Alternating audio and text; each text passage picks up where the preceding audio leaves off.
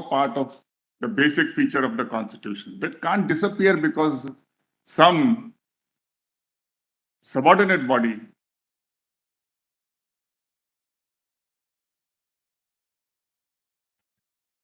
comes to an end.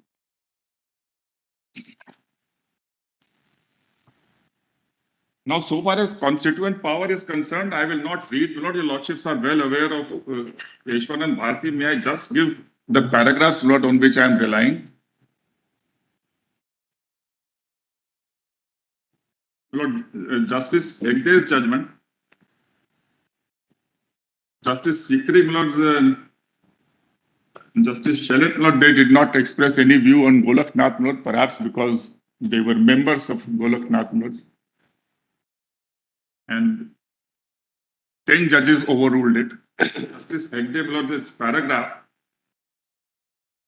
640, 647, and 674.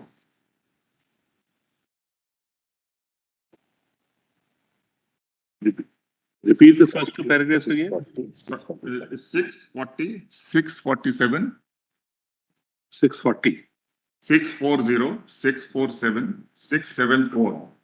In 647, he takes note of the objective resolution, my lord, for arriving at, and as an additional factor.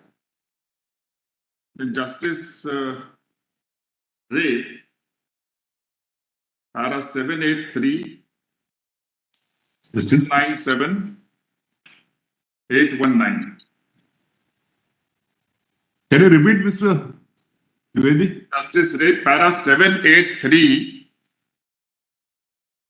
797, 819. Then Justice Jagan Mohan Reddy, 1121 and 1124. Justice Palekar, paragraph 1231. 1231. Justice Khanna, paragraph 1378. Justice Matthew. Just repeat Justice Khanna's paragraph. Justice Khanna, 1378. Yes. Then Justice Matthew, 1573, 1580, 1603, 1715. Then Justice Dwivedi is 1876 to 1878. 1876. 1876 to 1878.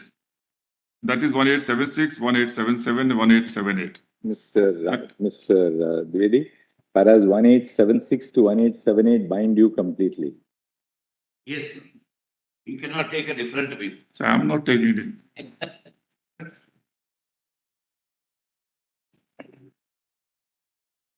And then Justice Y.V. Chandrachud.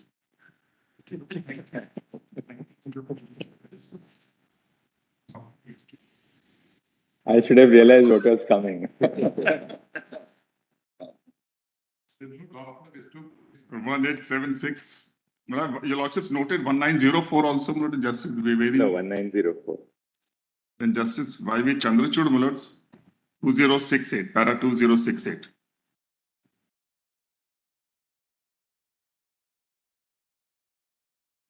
And what is the principle which you are relying on? They describe what is a constituent power. So the power which enables amendment of the provisions of the Constitution, be it a derived constitutional power, it is the nature is constituent.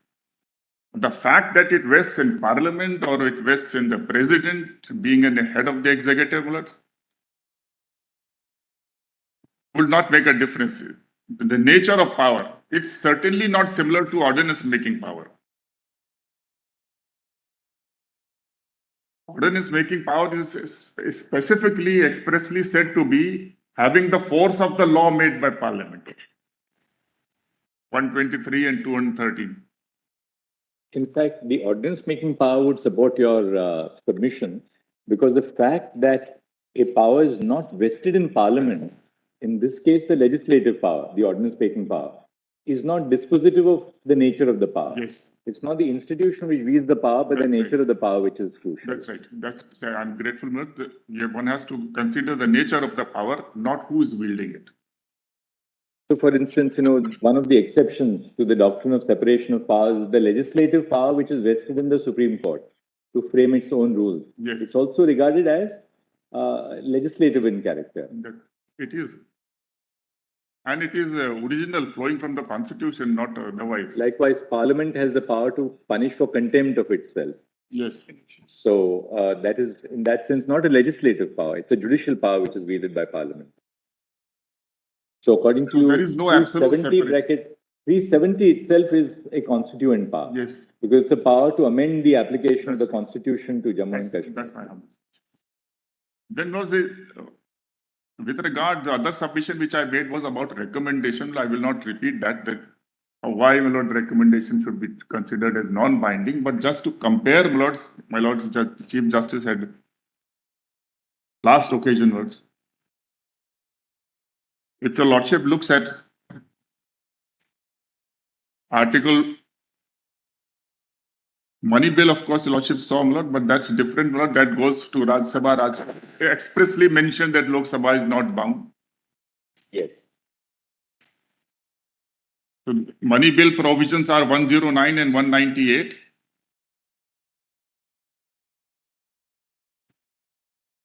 Then there is a disqualification provisions, that is Article 101 and 192. Now please see 101. Though the word is not recommendation, the word is opinion. If there is an issue of disqualification, I'm sorry, not 101, 103, lords. 103. I apologize. 103.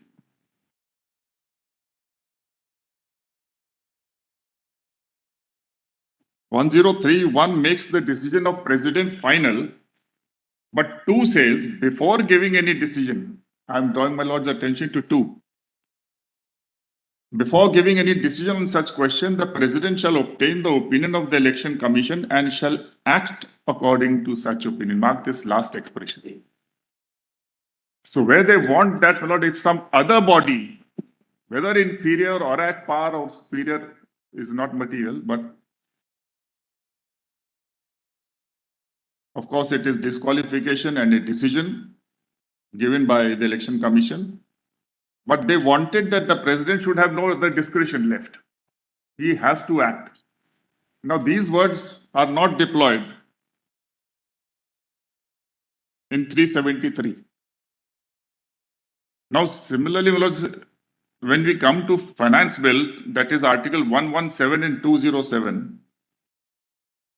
207 is for the state.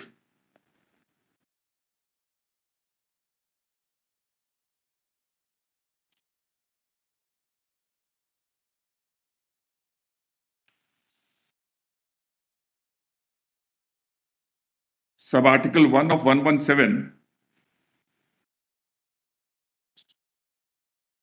a bill or amendment making provision for any matter specified in Clause A to F of Clause 1 of Article 110 shall not be introduced or moved except on the recommendation of the President, and a bill making such provision shall not be introduced in the Council of States. Now, this is a perpetual provision, it was not a temporary one.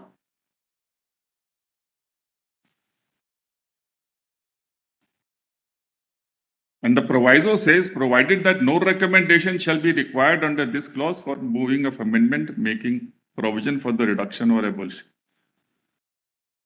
Now, very interestingly, the bill is to be placed by the cabinet, the Council of Ministers.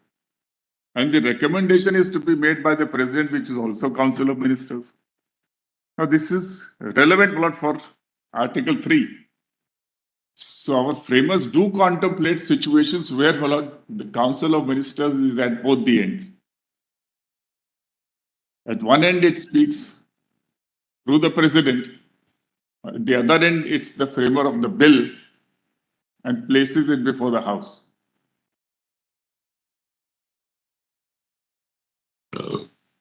And President is acting on the advice. Advice was,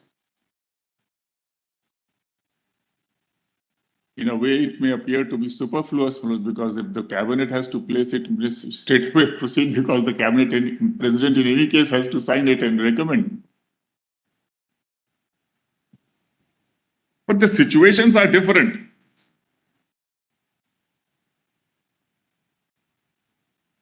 Similar is 117(3). A bill which, if enacted and brought into operation, would involve expenditure from consolidated funds shall not be passed by either house unless the president has recommended to The that. reason why it was said that the president must recommend and not the council, so that's really what it means, Yes. is because under Article 84, the parliament consists of the president and the two houses of parliament. Yes, yes. The parliament doesn't consist of the council of ministers because the council of ministers are all members of parliament. That's right. But the president is a part of parliament. But all bills don't go through the president. They don't, only money bills. Only money bills go through. So, sort of, perhaps it was intended to be an additional precaution that the president may look into it, may perhaps exercise his power under Article 75, etc., to divert it. And So you don't specify the council of ministers because they are part of parliament. Individually, they are members of parliament. Absolutely. Correct.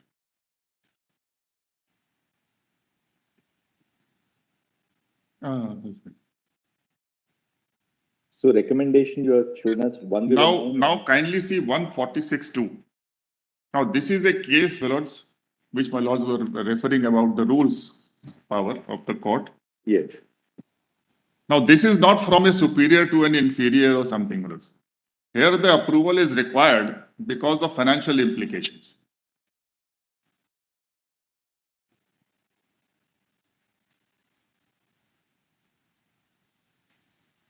(146)(2), and for High Court it is 229(2).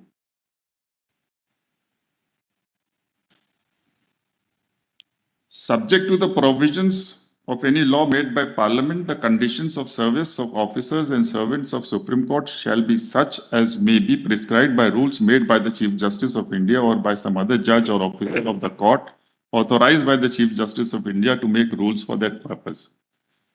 Provided that the rules made under this clause shall, so far as they relate to salaries, etc., require the approval of the President. It can never be argued, my lord, that if this, supposing this proviso is deleted by the root of 368 to ensure greater independence in financial matters, will the main part die, my lords? Are they rolled into one?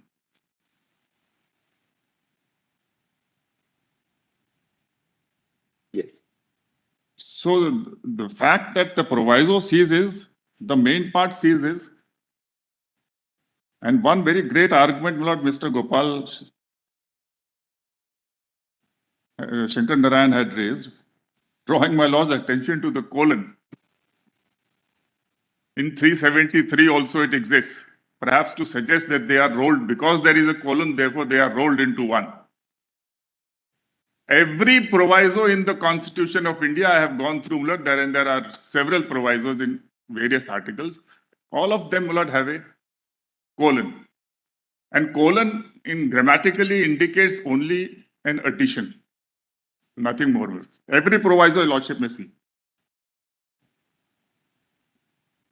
In fact, in 146(1) itself, there is a proviso, colon. Nowhere your Lordship will find any other, a full stop or a comma or a semicolon. It's always colon. Because it's addition. Generally as a rider. The rider goes, the main part expands. So if the proviso goes, Lord, in 146(2), then the main part, the power of this court, Lord, will expand, no need for approval.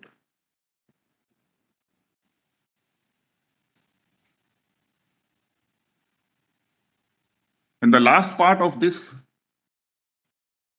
section of my submission is that so far as Parliament is concerned, the CO 273 does not refer to 367, etc., or 356. It only says exercising the power under 373 and acts on the recommendation of Parliament. Now, Parliament, my lord, can come through the route which the Union adopted. That's one part. My learned Solicitor General has already submitted. I will not repeat at all, my lord, on that. I adopt that, my lord, and nothing which I say detracts from that submission. But an additional submission is, my lord, that the President means Council of Minister, and Council of Minister means collectively responsible to the Parliament. So, Article 53 read with 73 and read with 75(3). They, my lord, Council of Ministers can go to the Parliament any time for its obtaining its views. So the fact that Parliament's recommendation has been obtained, Parliament is not a foreign body. And the parliamentary rules, my lord, any issue can be brought before the Parliament, resolutions can be passed, the views can be obtained. So we need not go, my lord, in my respectful submission, of course, that stands. But irrespective of that, independently of that, the obtaining of the recommendation is not foreign, my lord, to the exercise of power under 373. Because of these three provisions taken together. So Can you come back? Can you reformulate that? the submission is that Parliament's opinion, recommendation or views for exercise of power under 370 sub-article 3 can be obtained by the Council of Ministers on account of the provisions of Article 53, 73 and 75 sub-article 3.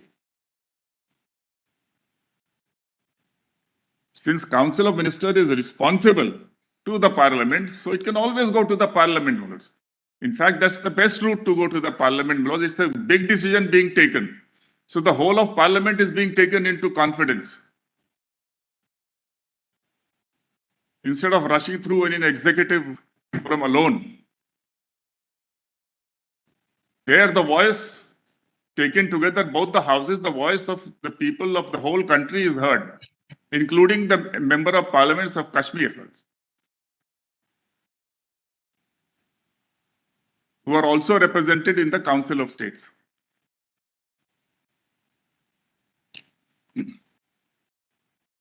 So therefore, CO 273 is sustainable on its own.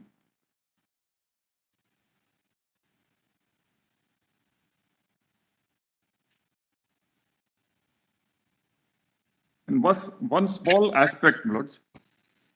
Let's take the submission of the petitioners at the highest, Lords. What are they trying for, Lords? This permanence which they are seeking is for what? According to them, Lord, Sampath Prakash, sub-article 2 is already defunct. According to petitioner's submission, main part proviso rolled into one, therefore all of 3 is defunct. A, of course, 238 itself has gone, is defunct. B1, only, Lord, and B1 has a very narrow scope, Lords. Please have B1 once again. I have a slightly different take on B1.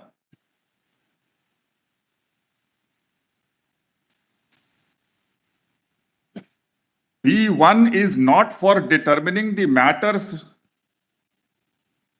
irrespective of the list. What matters have been specified in the instrument of accession are to be determined by a reading of the instrument of accession itself. Nothing can be taken away from that. That is final, sealed. What B1 is limited to discovering which of the entries are corresponding to those matters. There are matters specified in the IOA. There are matters specified in the 3 lists, which are corresponding. It only discovers the entries. There is no power at all to vested in the president to act in consultation to detract from the IO surrender. If defense is been surrendered, then it has to be exercised as per Constitution of India, wherever the power is. Only the entries brought has to be located. And that power cannot be controlled. You take away residuary power or do whatever. Subject matter of defense is surrendered by that, and therefore the central union government will exercise full powers with regard to communications, etc. Entry or no entry. Because there may be more than one entry Yes. in the union list or concurrent list, which corresponds to a head in the instrument of accession. That's right. The instrument of accession was prepared at a time when the constitution was yet to be framed. Yet to be framed. Therefore, it used broad expressions: defense, external affairs, communications, and it had various subheads, as we saw yesterday. You showed us that. Yes. For instance, defense. Now, just take one example only. Defense Yes. in the union list covers entry 1, defense of India; entry 2, naval, military, and air forces; 3, 2A, deployment of any armed force, which came in the 42nd Amendment; And 4, arms. naval, military, and air force works; 5, arms, firearms, ammunition, and Yes. explosives. So it was basically what the president had to do was look at the entries in the lists and see which of these entries corresponds to what the IOA has said would be the domain of the Dominion of India. And consultation came in for a reason, historical reason, because when cabinet mission plan was being considered, then primarily Nehru ji and the Congress itself wanted to keep it loose. And they were all the time contending that these expressions are only categories of entries, matters. It's not one matter, defense.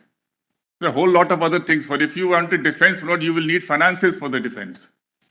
So he was interested in expanding and centralizing. More power to the center. So there was one thing that therefore you consult, get their views. It's okay. So consultation is a weak expression, it doesn't bind the president at all. However, that's the difference which I pointed out, that this is only to discover the correspondence. But it cannot detract from the surrender in the IOA.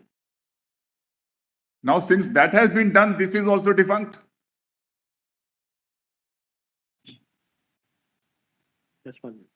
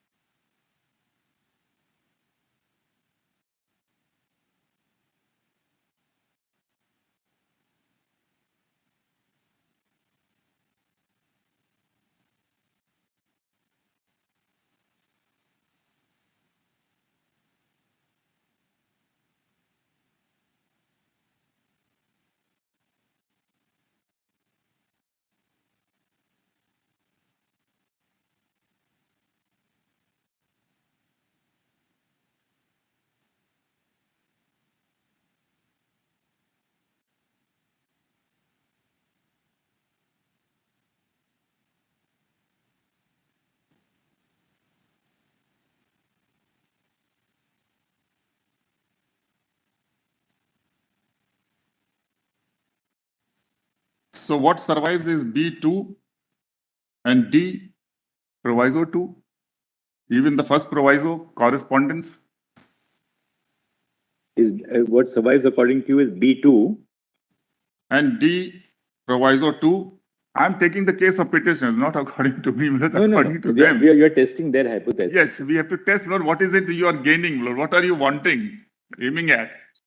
You seek permanence for B2 and D, P2, proviso 2. Sorry, just come again. B2 and D, proviso 2. Yes.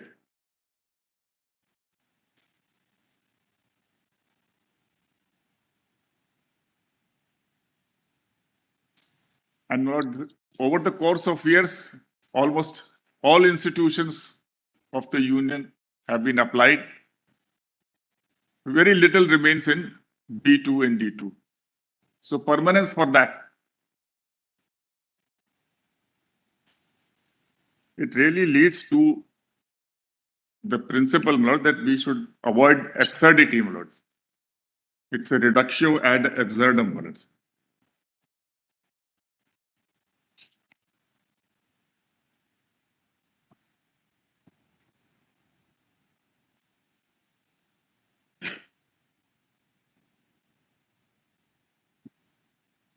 Lord, the second vital question which arises with regard to 370 is, what is the status of the Jammu Kashmir Constituent Assembly and the Constitution of Jammu Kashmir?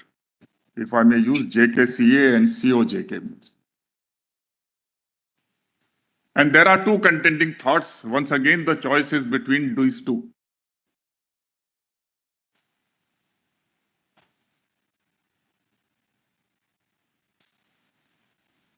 Yes. We are saying that the source for creation and disappearance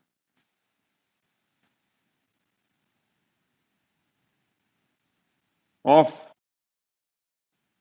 the JKCA and the COJK, Constitution of Jammu Kashmir, is Article 370 itself.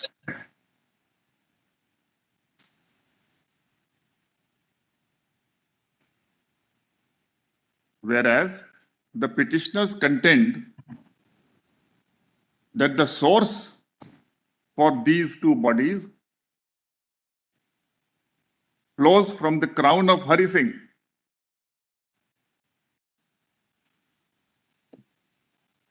That is to say, residuary sovereignty, remnant sovereignty, or internal sovereignty. Three expressions have been used by three different councils. What are the expressions? Residuary sovereignty, remnant sovereignty, or internal sovereignty. Shared sovereignty.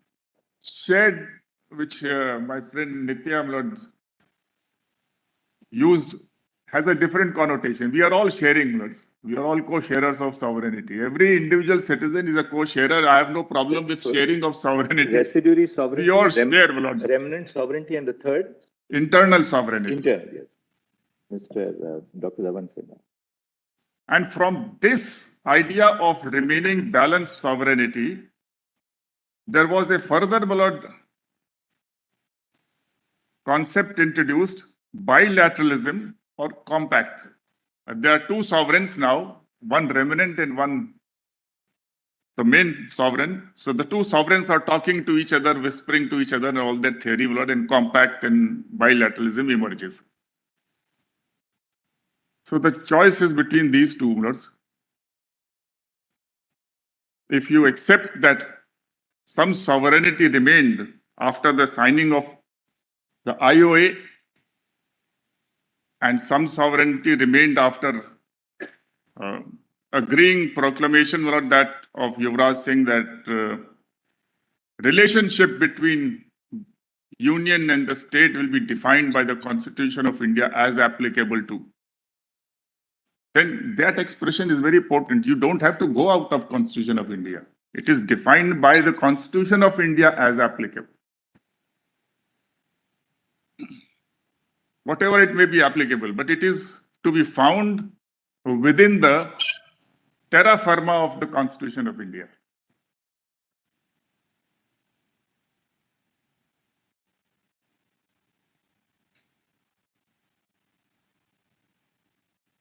This methodology, my lords, just let us have a look, my lord, what is the Constitution of India telling them? Note two things, my lords, which are expressly in 370 first. The first is the explanation. And the explanation applies to the whole of the article, not only sub-article 1. In terms, it says, for the purpose of this article,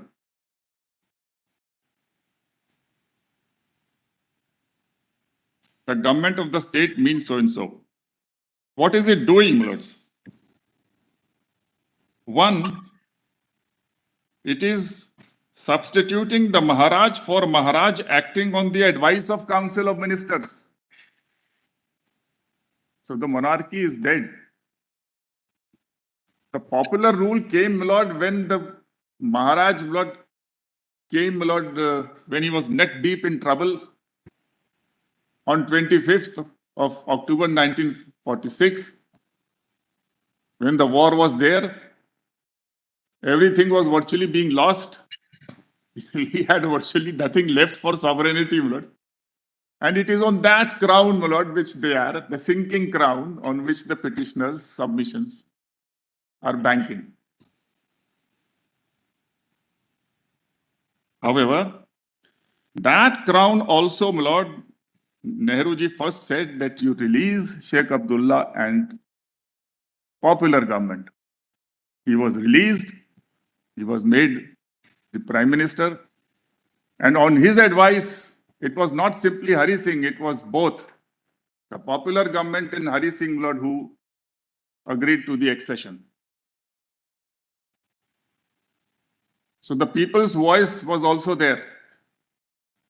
And the explanation leaves no room of doubt that the Maharaj is not to act on his own view, opinion, discretion, but act on the advice of Council of Ministers for the time being in office. Second, my lord, even the Maharaj has to be recognized, that person who is recognized by the President of India.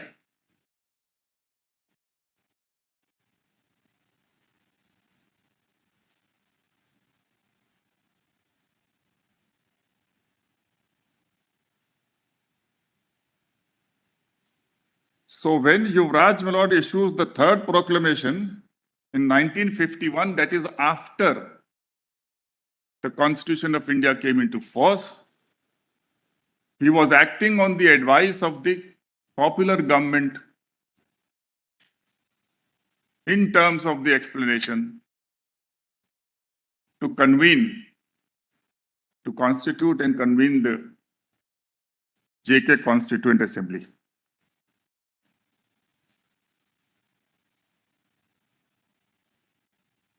The next question would be, my lord, what is it?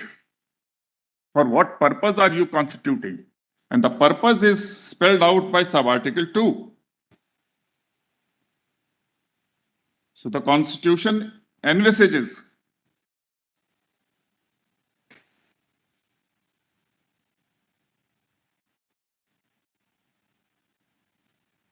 that this assembly is for the purpose of framing the constitution of the state.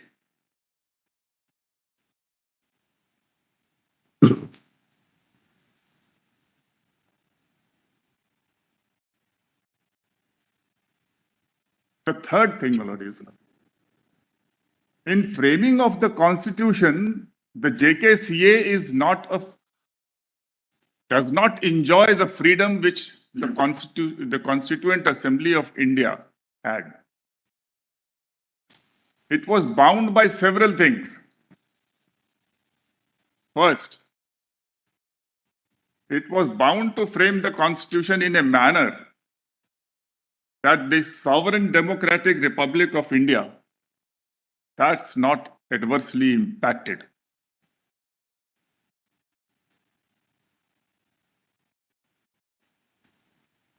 And at the moment, I'm not relying upon the doctrine of basic structure which came later. But even as it stood in 1950, 26th of January, this constitution of JKCA could not detract from it and has not. It had to ensure justice, liberty, equality, fraternity. The contours of lawmaking are specified on account of the sheer accession.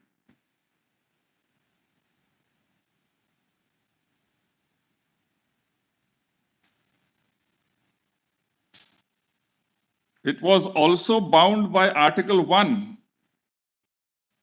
It could not declare that we are not the federal unit of India. And it accepts in that dictat of the Constitution of India in Section 3. That's not their own framing. They are bound to do it. Next, my lord. They could not therefore say that any part of their territory will not form part of the union territory. That is 1(3).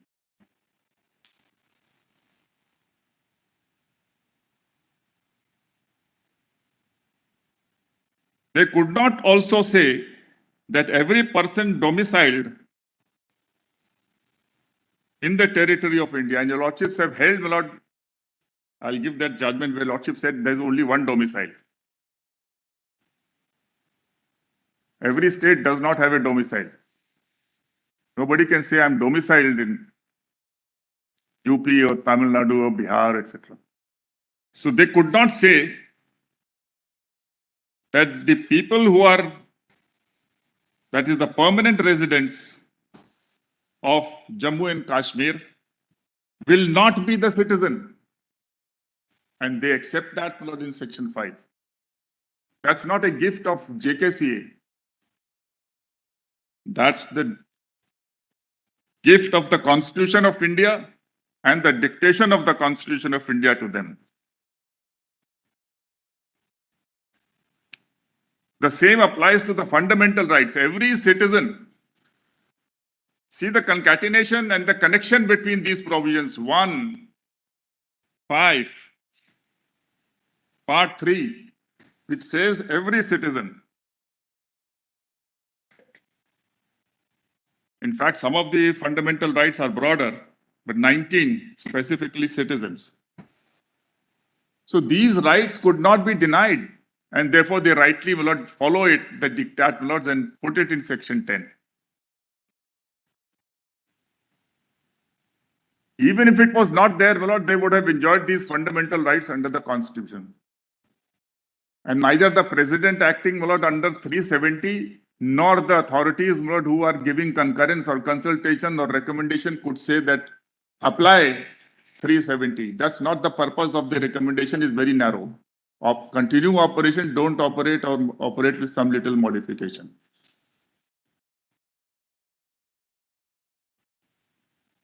So therefore, my lords, these fundamental rights, etc., and they also could not say, and they have wrongly not gone into that in my humble submission, when they said that Article 136 initially of the Supreme Court's power will not apply to Supreme Court. They could not say that. Because in the accession, my lord, they have said we accept the Governor General, which will be President now, the federal legislature, that is the Parliament, the federal court, that is the Supreme Court, and other authorities, my lords, who are under the Constitution charged with certain functions. The power to fix terms does not mean, my lord, that you take away the power of these authorities under the Constitution.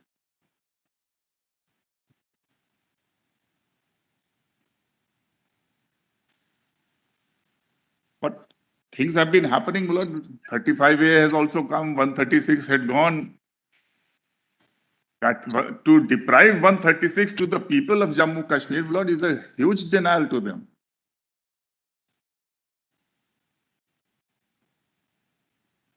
So in short, my lords, the framework of the Constitution of India, and when we look at JKCA, we find That the entire JKCA is a reflection, my lord. There's nothing peculiar in that, my lord. What is peculiar is 147 when it says that you can't amend the constitution. My lord. There are restrictions. Likewise, section 5 says that whatever be the parliament's power under the constitution of India. So throughout it follows the diktat and respects the constitution of India. And there is very little in it which is different.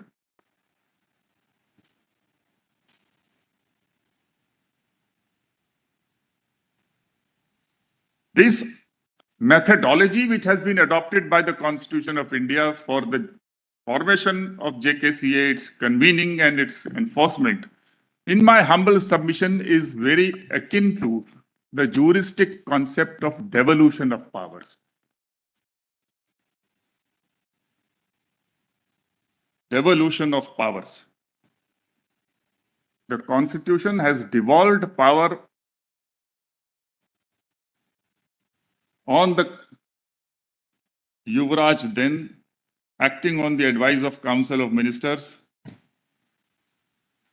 to convene for the purpose of framing the Constitution in accordance with the broad format, as I pointed out. It's not an independent power like the Constitution Assembly of India.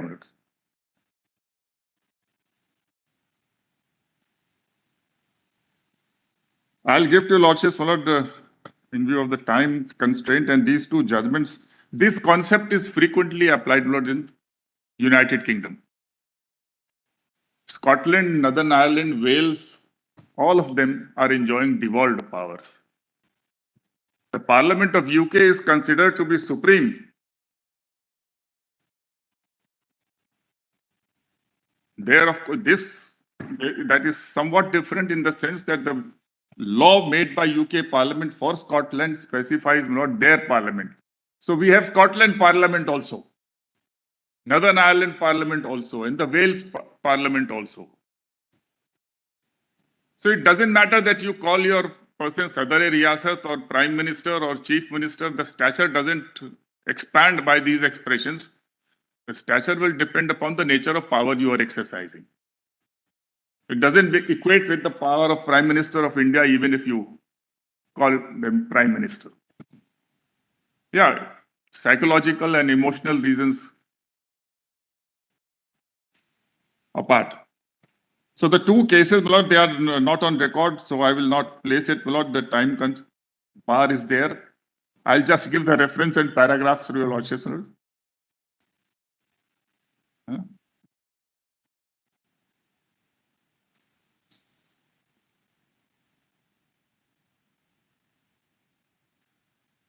I would not admit it.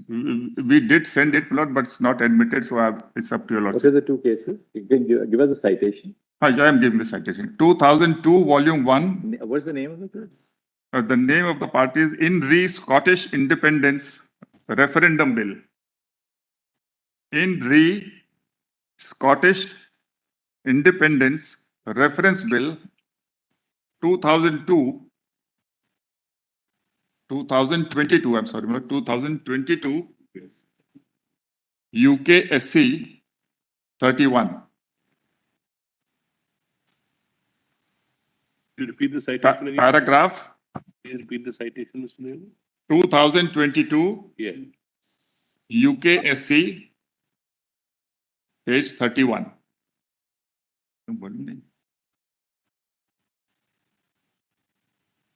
Para 76, 77, 82, 88 and 90.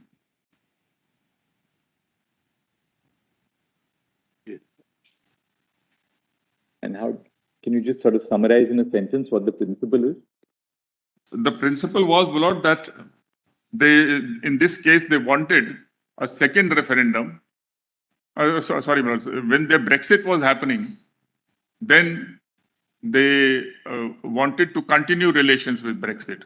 So it was impinging upon the sovereignty of the Parliament, Lord. In that context, Lord, they have discussed this devolved powers. And they say that the Parliament gives the power and Parliament can take the power, it can modify the power, so the Parliament is. So this power is also a devolved power of a different kind, of course, because it's more general. It's not itself framing like other states what they are to do. They don't have the list too, so it's a little more. So that's the departure. So you have the psychological satisfaction of. And what is the second judgment? Then the other is 2000. This is case is UK withdrawal from European Union. 2019, 2018, UK SC. 2019 or 18, you said? 18, Yes. UK SC, page 64. Paragraph 12, 13, 29, 53, 61 and 63.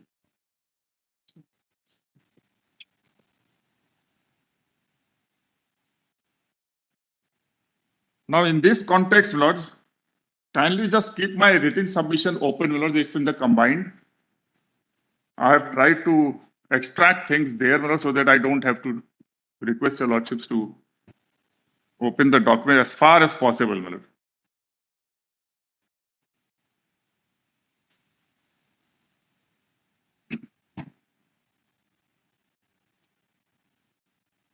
The other aspect, Lord, Nehruji himself says that the idea of having a constituent assembly for framing a constitution for the state emanated from the government of India.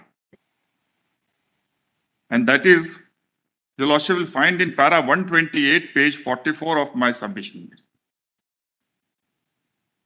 It's in which volume? Well, this is the combined compilation, volume 3 written submission. Volume 3 is Mr. Solicitor's, no? Mr. Tushar Mehta's, right? All It's in that. submissions are there. Oh, I see. All submissions are there only. Right, but that's in volume 4. We got it. Yes, we got it. It starts at page 271. Oh, sorry. Volume.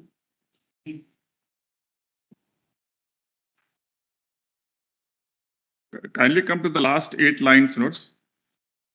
Of which page? It will be, notes, paragraph 128 at page, PDF might be 44, notes. Not 44. Para 128, Of your submissions? submission. Where do your submission start from? Which page? They start at page 271. Yes, it What's starts your from internal page? 271, What's your internal page? page 44. That will be about 313, I guess. PDF 316, What's the paragraph number? 128. Yes, it's page 316. If towards the middle, you shall find, thus the monarchical power had disappeared. Your Lordships have got this one? Hello, Justice Yes. Surikant. Yes. 1 second. What page is it? Hello, Justice Gawai has got this? Yes, para 128. Yes, Lord, I'm grateful. Judgment? Para 128 is from a judgment, it appears. No, no, no. It says Sri Nafri Learned Senior Counsel. That was, we are responding to the submission of Mr. Nafri. Oh, all right. They were all saying, Lord, that the Maharaj has found how he will form the JKCA and Let's quickly go through that. Lordship may have the middle, Lord, only. Yes. Thus, the monarchical power had disappeared with the advent of the Constitution of India. Maharaj Karan Singh merely. Just one second. I'm so sorry.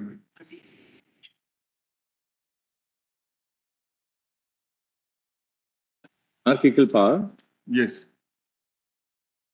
Thus, the monarchical power had disappeared with the advent of the Constitution of India. Maharaj Karan Singh merely executed the mandate of the Constitution of India embodied in Article 370. Secondly, speaking in the Lok Sabha on 26th of June 1952, soon after the proclamation of Maharaj Karan Singh dated 1/5/1951, Prime Minister Shri Jawaharlal Nehru said, "So the government of India and others put it to them, to the Maharaj and Sheikh Abdullah, as soon as he came out, that this matter must not be hurried.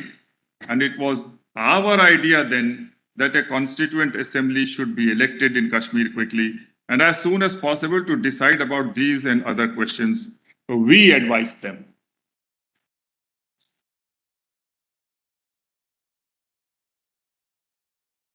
So in view of 370, and perhaps not because of the international situation regarding Kashmir which was developing,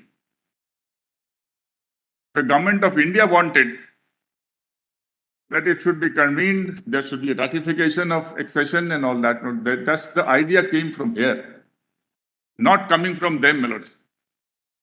What was Maharaj Hari Singh wanting, lords? He contemplated a national assembly. He was still dreaming of independence. So he was thinking that when the whole of the POK, etc., comes in, then there will be plebiscite and then we will decide whether to accede or not. And that's the mischief which Mountbatten played when he wrote reply letter when he said that our policy of our government is, who is he to write, my lords? He is bound by the Government of India Act and the adaptation order, which says that once the Governor General accepts the accession is complete.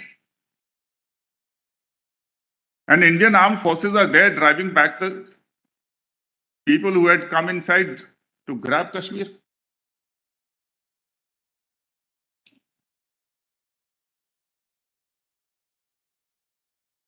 But he writes a letter, my lords. Governor General directly writing a letter. Policy of our government is that letter has no meaning. Mr. Sibal referred to that letter to draw some sovereignty, my lord, etc. That still looks sovereignty remained. Accession was still a dispute, still to be settled. It's not final. So where are we to go? To what extent, police? So what Hari Singh contemplated was completely different. What Karan Singh proclaimed was our relation will be defined by the Constitution of India as applicable to you. The two different contrasting expressions used there. What remains, Mr. Vedi? Because a lot remains for us. Because we will, sum total, we will not be crossing the boundaries, but these aspects need to be placed before our lordships and have not been placed.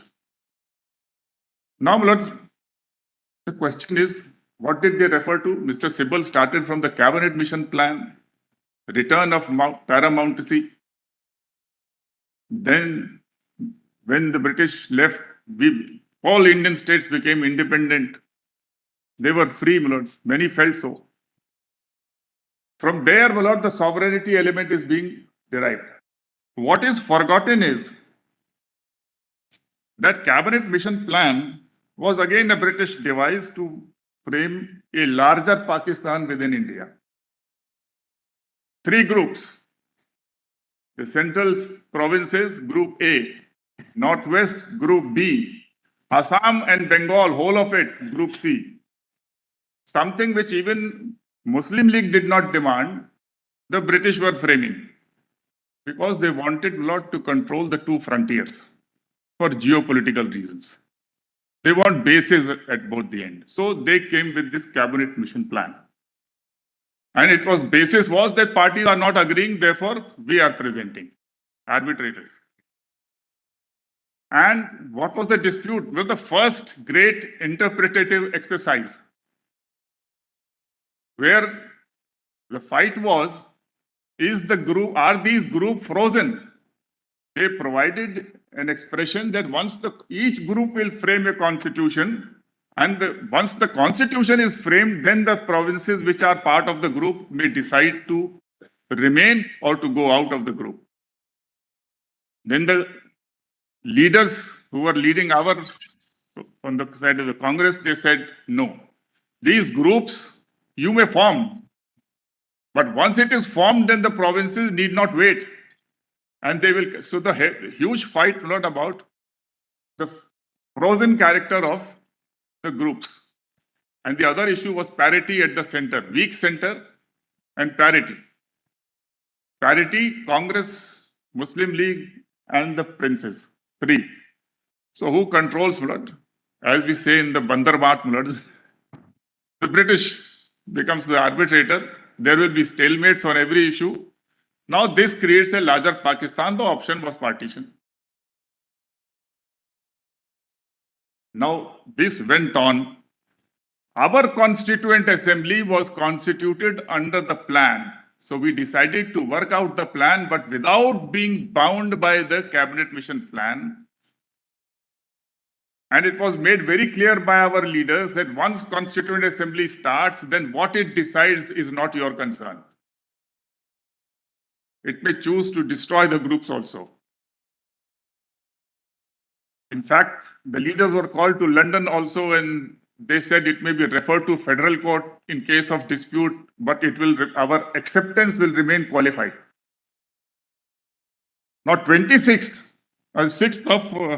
of December 1946, our constituent assembly started functioning.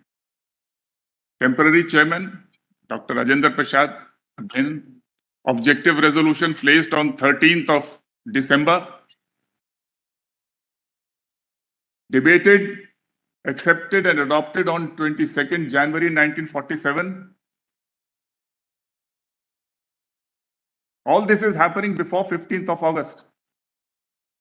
Then they proceed to form a negotiating committee to negotiate with the states and based on the cabinet mission plan which the princes had accepted. Please note section 8 of the India Independence Act recognizes that the Constituent Assembly of India is that which began functioning on 9th of December 1946.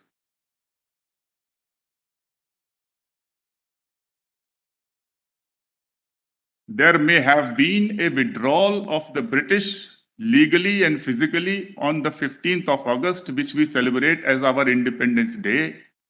But our independence is not a grant of India Independence Act. It is a result of the long drawn people's struggle. That's why we the people has come.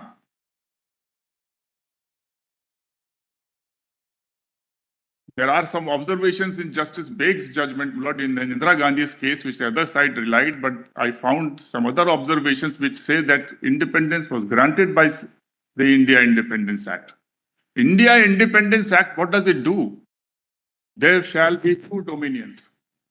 It is partitioning and providing an interregnum arrangement what will happen in between. Namely, the Government of India Act continues with adaptation, etc. And that the Constituent Assembly will also function as the Legislative Assembly. That is also provided in. So it's a machinery act, a transition act. It's not an act which grants us. They say dominion. Somewhere, my lord, expressions of dominion are still lingering in our constitution. My lord, the Attorney General and the Solicitor should take care that they are deleted. There are some provisions where still, my lord, that word dominion continues. But we did not accept the dominion. Here comes the role, my lord, of the objective resolution. It said we are adopting an independent democratic republic.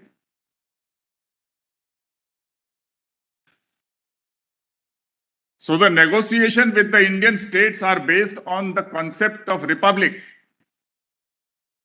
And since our assembly continues based on that objective resolution from 9th of December 1946, therefore, this republican character is the basis for accession.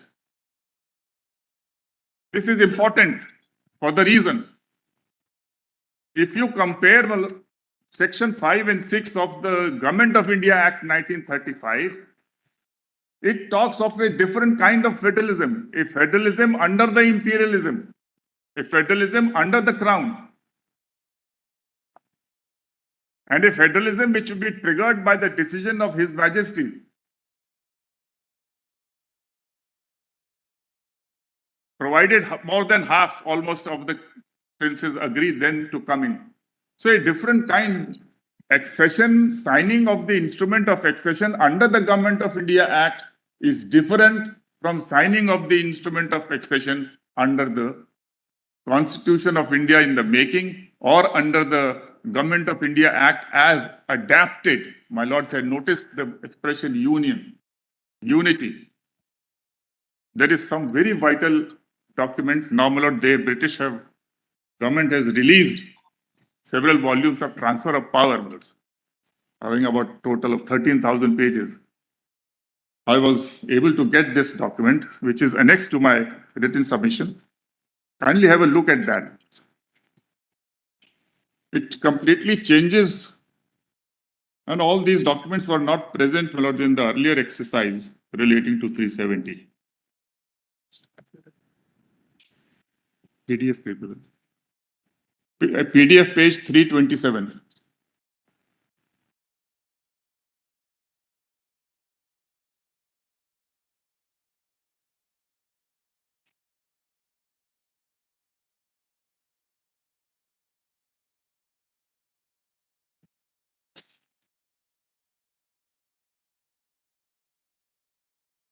Lordship has this?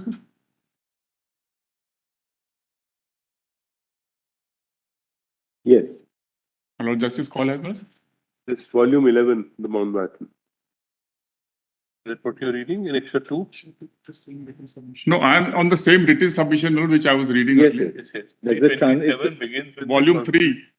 constitutional relations between Britain and India. Yes, yes.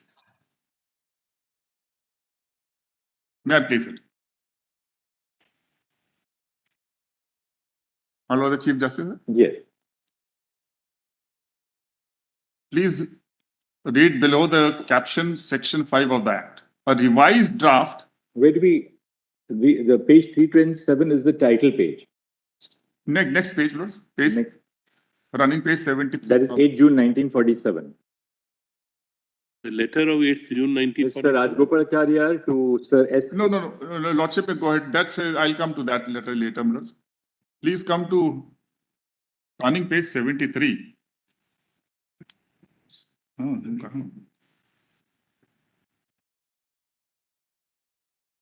Where is Mr. Kanu Agarwal? PDF 334. PDF 334. I'm so sorry. 334.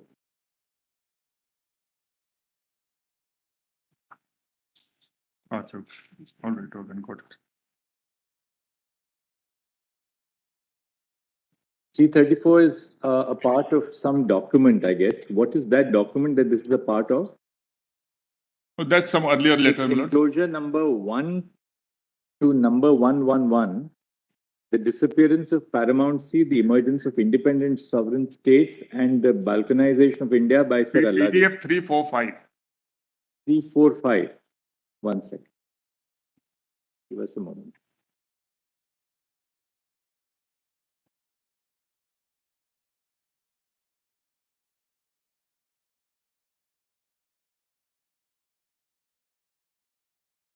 Three, 4, 5 meetings of the Indian cabinet. Yes, meeting of the Indian cabinet. I'm grateful.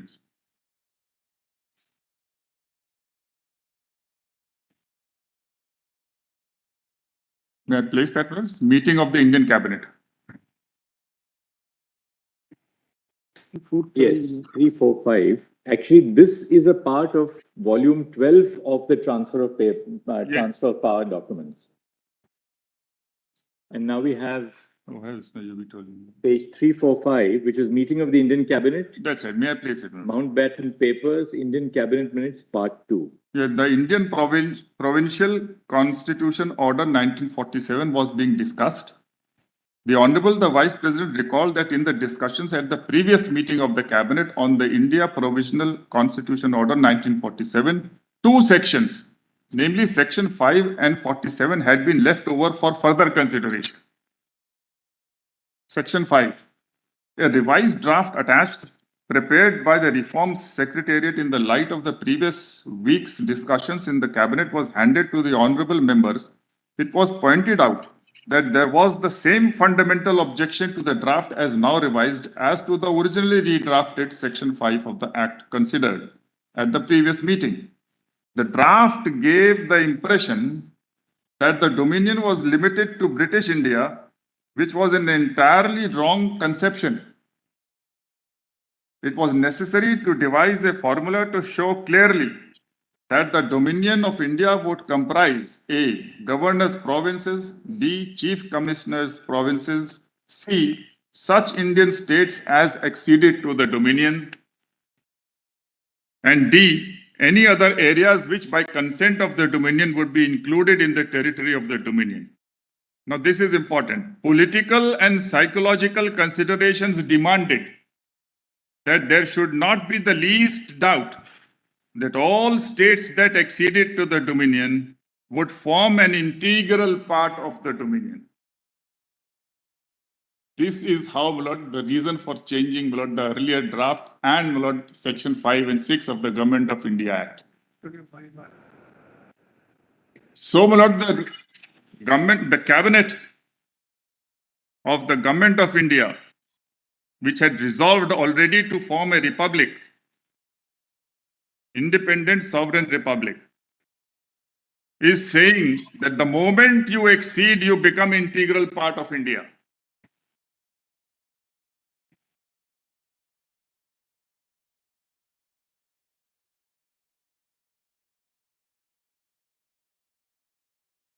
Now, the whole thing changes a lot with this backdrop.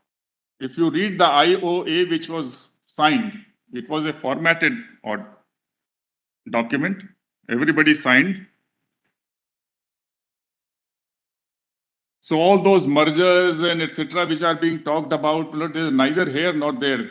They are just a methodology. Mergers are generally happening in a lot of small states to the next door state or union of state which they formed. That has nothing to do with. Now, some states have accepted the Constitution of India, some may not have said so. That's once you sign, that's the last.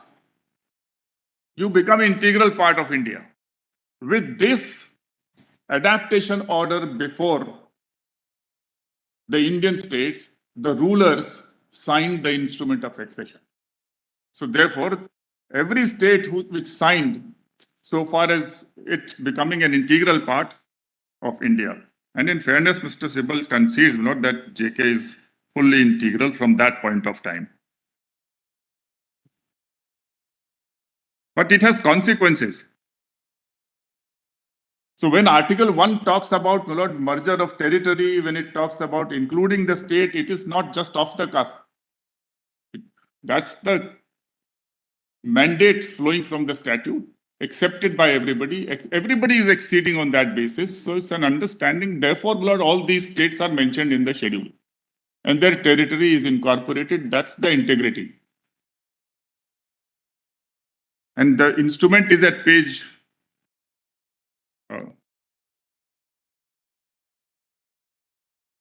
yes.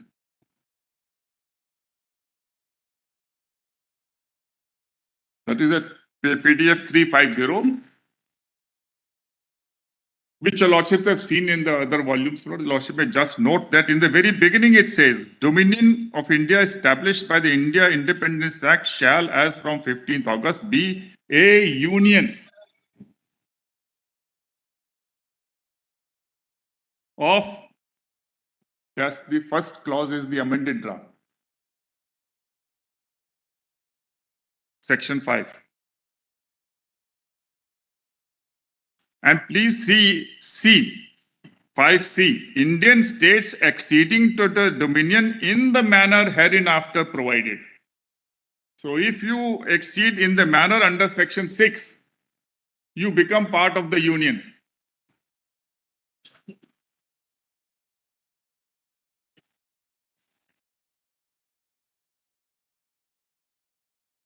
This is also there in volume 6, PDF 103.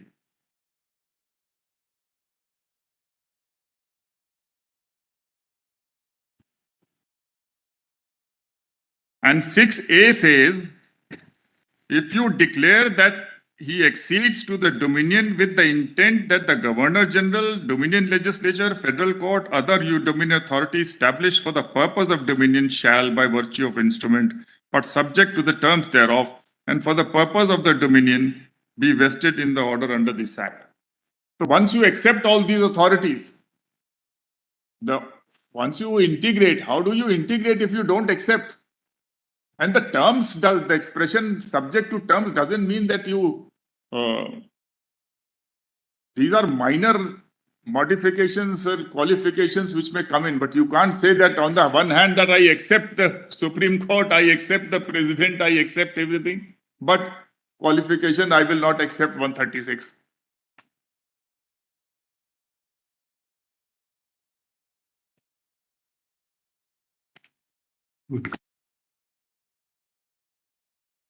So therefore, my lords, my submission is that our independence is not a grant of India Independence Act.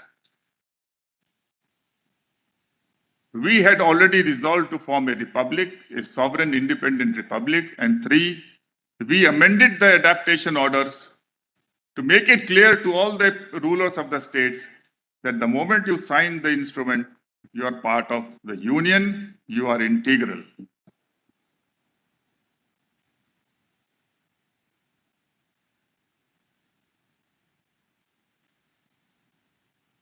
So, Actually, if you see the constitution, the provisional constitution order of 1947, yes, which is a part of Mr. Arvind Datar's second edition of 2007, yes, I you'll understand. find it here at page 348.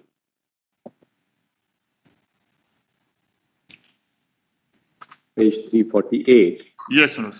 And what it says is that, the Government of India Act shall apply with such modifications as are specified in the schedule. Yes, Right? And if you go to the schedule now at page 350, yes, there you will find the modification of section 5. that's right. The Dominion of India established by the Indian Independence Act shall, as from the 15th of August 1947, be a union comprising of C. The Indian states acceding to the Dominion in the manner hereinafter provided. That expression is very important, in the manner. In the manner. And now 6 says accession of Indian states. Yes, An Indian state shall be deemed to have acceded to the dominion of the governor if the Governor General has signified his acceptance of an instrument of accession executed by the ruler, whereby the ruler on behalf of the state A declares that he accedes to the dominion with the intent that the Governor General, the Dominion Legislature, the Federal Court, yes, and any other dominion authority established for the purpose of the dominion shall, by virtue of this instrument of accession, but subject always to the terms thereof, and for the purposes only of the dominion, exercise in relation to such states such functions as may be vested in them by or under the Act. Assumes the obligation of ensuring that due effect is given within the state to the provisions of this Act, so far as they are applicable therein by virtue of the instrument of accession. Now, B completely destroys the argument of internal sovereignty. You have to give effect to all these authorities, the laws made, the execution done, the judgments given within the state. Reservation of some subjects doesn't mean that some sovereignty remains. That's a distribution of powers only. So you have some more powers which others. What do you make out of that statement in the IOA where the Maharaja said that I have retained my sovereignty for the future? You see, section 6, which is amended, does not contain any such term. Rajas cannot, as the learned Solicitor General showed, somebody is saying that we will have reservation about tax. So that's their wish. You may wish anything. But so far as the statute is concerned, as adapted, section 6 does not contain any clause 8. All that remains is that by supplementary instruments, you can further make more concessions. You may concede more subject matters. That clause 8 is completely beyond 6. It has no validity. But I will say, you read that clause 8 of IOA where Hari Singh says, I preserve my sovereignty. That is only meaning that he is preserving his power to legislate and do whatever with respect to the remaining subject matters. Right. What's the next point, Mr. Dwivedi? We'll have to leave some time today for Mr. Giri. So long as all of you are within the time framework, we have no problem. Well, our time should be up till Monday, at least. Monday afternoon, Monday lunch. So That we'll will try work. to finish by that. It won't spill. Monday lunch is the final time. Ordinary may not be a spill at all, Milords, but We were hoping that the we learned complete council, today, but, Milord, but have it's agreed, quite- Milord, that I must. So Monday afternoon we have to, so that then we can give them the rest of Monday and Tuesday to complete the rejoinder. We'll,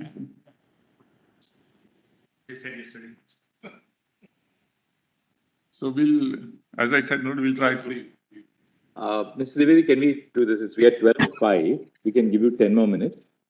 And then Mr. Giri, 45 minutes till through lunch and we wrap So up. we'll finish by 12 Milord, instead of stopping Milord, Mr. Giri, you know. No, but We'll finish. Primarily now, the main council are to follow you, Mr. Giri, Mr. Mahesh Jetmanani and Guru. Right? So we'll The others look. One second, don't interrupt. I'm in charge of the proceedings. We have to, these are the three seniors. Now, after this, we'll have a lot of interveners, etc. But what is to be said has been pretty much said. We will request all the interveners to please talk to the council who are following you, following Mr. Datar. Whatever they have to say, they may indicate to the council who are now going to argue, so that the four council will cover the entire gamut. I think that would be a very fair way of doing it, and then we'll hear the interveners for 2 minutes or 3 minutes. That's right. So please, 1 second. This is now a procedural. This is a procedural mandate now, Too much time. which is that all interveners who are going to follow will talk to Mr. Giri, Mr. Jetmalani, and Mr. Guru. And whatever you have to say, please tell them to say it on your behalf. They will not be charging a separate set of fees, and we will conclude with that. I think that's the only way. Now, tell us, Mr. Dwivedi, how long now? Milord, we'll finish, our side will finish by lunch, Milord. The Lordship is, because otherwise, Milord, All right. Do we take that, that between Mr. Giri, Mr. Jetlani, and Guru, you have bifurcated the time with Mr. Dwivedi? Do we take it so that you're finishing by lunch on Monday? on Monday. Yes. So, Just that. whatever remains, 1 second, whatever remains after Mr. Jetlani, Mr. Giri, and Mr. Guru Krishna Kumar have completed, we are here to hear you until lunch, but we will not hear the respondents after lunch. Implement application on behalf of. Fair enough. We have no difficulty. After we've given you the names of people who are going to argue. After they have finished, if there's some time remaining before lunch on Monday, we will hear you certainly. But after lunch, that's it. At 2 o'clock, we call upon Mr. Sibal to start the retirement. Oh, I'm so sorry. Nothing now. We have to now. We'll have the whole country wanting to argue here, but now that's all right. That's all right. Yes. You sit with the seniors who are arguing after. There has to be some order. You can sit with the seniors in during the course of the weekend, and you can talk to them. If somebody has a point, please tell them. Yes, Let me, Adhering to what your lordships have indicated. absolutely. Right. Can the interveners circulate a short note? No difficulty. Absolutely. A page at the most. because, Lord, some of them have taken a lot of, invested a lot of time, passion. But of course, we don't deny that. But then presentation has to be through either the seniors who are arguing have to curb themselves, or then we have to just do what we have to do. We'll abide by the timelines that your Yes. lordships have indicated. kindly just note the documents. I will not read, Milord, because of the time constraint. Your Lordship will look into it. Just at PDF 328. This is about the paramountcy. What was the view of the leaders on the Indian side when they were discussing? None of these Indian states were independent, really. Mr. Dwivedi, we have understood this argument. Yes, I'm not reading therefore. I'm just saying, Lord, Your Lordship may note the first is Rajagopalacharya's note. The second note, Lord, is at page PDF 331, which is Sri Alladi Krishna Swami Iyer, Lord. And they took lot of pains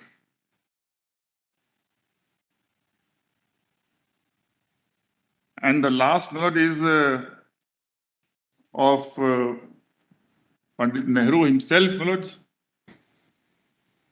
at 339 to Lord Ismay, who was the chief of staff of Mountbatten.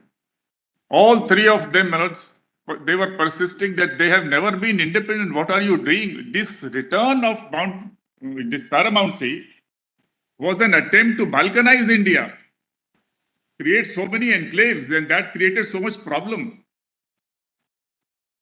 And it is thanks to Sardar Patel's, my lord, that all this was quick, my lord, and when he left, he was wondering, my lord, that what he was trying to negotiate on three subjects. And Sardar Patel, he said that you have wiped out the monarchy from the map of India. So therefore, my lord, they were hardly independent. And we know from Amritsar Treaty, my lord, on the basis of an amount of money and 1 horse and 12 shawls, etc., which is mentioned in the next document, I will not read it. It was transferred to Gulab Singh, my lords, and that's how, my lord, this. So when were they, my lord? Earlier under Ranjit Singh and some king or the other, they were never independent. So that's the. So therefore, this sovereignty flowing, internal, residuary, whatever, there was no sovereignty. And whatever left, Article 1 finishes. That's the complete merger. No merger agreement is required. No supplementary instrument of accession is required. Now, my lords, in Re Berubari, kindly read, I am reading only from this note, para 73 of my written submission, which is at page 298.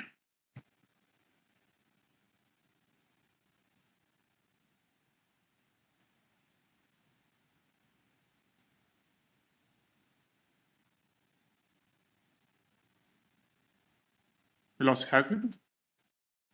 Yes. Now kindly come to PDF 299. The bold portion. Cession of national territory in law amounts to the transfer of sovereignty over the said territory by the owner state in favor of another state. There can be no doubt that such cession is possible, and indeed history presents several examples of such transfer of sovereignty. It is true, as Oppenheim has observed, that hardship is involved in the fact that in all cases of cession, the inhabitants of the territory who remain lose their old citizenship and are handed over to a new sovereign, whether they like it or not. And he has pointed out that it may be possible to mitigate this hardship by stipulating an option to emigrate with such certain period in favor of the inhabitants of ceded territory as means of averting the charge of the inhabitants are handed over to new sovereign against their will. But though, from the human point of view, great hardship is inevitably involved in cession of territory by one country to another, there can be no doubt that a sovereign state can exercise its right to cede a part of its territory to a foreign state. This power, it may be added, is of course subject to limitations which the constitution of the state may either expressly or necessary implication impose in that behalf. In other words, the question as to how treaties can be made by sovereign state in regard to cession of national territory and how treaties can, when made, can be implemented would be governed by the provisions of the constitution. Stated broadly, the treaty making power would have to be exercised in the manner contemplated by the constitution is subject to limitations imposed by it. Whether the treaty can be made implemented by ordinary legislation, constitutional amendment will naturally depend on the provisions of the constitution. Then kindly come to the next overleaf, my lords. Last few lines of this paragraph. We have already referred to Article 1(3)(c), and we have observed that it does not purport to confer power on India to acquire territories. It merely provides for and recognizes automatic absorption or assimilation into territory of territories which may be acquired by India by virtue of its inherent power as a sovereign state. So that 1(c) and 2, they are straightaway act of state. So even Constitution can recognize by its provisions certain powers which are in the nature of act of state. It may circumscribe it or it may not circumscribe it. Now kindly also have 74 Santosh Gupta, my lords. This was read out by Mr. Nafre But he said this is obiter. State of JK has no vestige. This is judgment. State of JK has no vestige of sovereignty outside the Constitution of India and its own constitution, which is subordinate to the COI, Constitution of India. It is therefore wholly incorrect to describe it as being sovereign in the sense of its residents constituting a separate and distinct class for themselves. Residents of JK, we need to remind the High Court, are first and foremost citizens of India. Now, this is not obiter. I have explained in 75. My lords will look into that. There were direct questions in the High Court judgment. It was said, my lord, that JK is sovereign, and therefore their lordships dealt with it and said that that sovereignty is not there. It had lost its sovereignty. Then I have quoted the speeches, my lords, from Shri Nehru, my lords, and Dr. Ambedkar in para 76, 77, 78. Your lordship may just note, my lord, each of them are saying that, I may just read 76. Shri Jawaharlal Nehru said, we accepted it, and of course the accession was complete. It was not a kind of partial accession or limited accession. The accession was complete. But we said that we will abide by the verdict of the people whenever the chance or the opportunity comes. He also said, so Kashmir obviously is a constituent unit of the Federation of the Union of India. But a difference has subsequently arisen, you please remember that, not originally, between Kashmir and the other states, because subsequent to the earlier accession, the other states have become integrated more, which Kashmir was not and could not in the circumstances, as I have tried to point out. But nevertheless, it is a full constituent unit of India.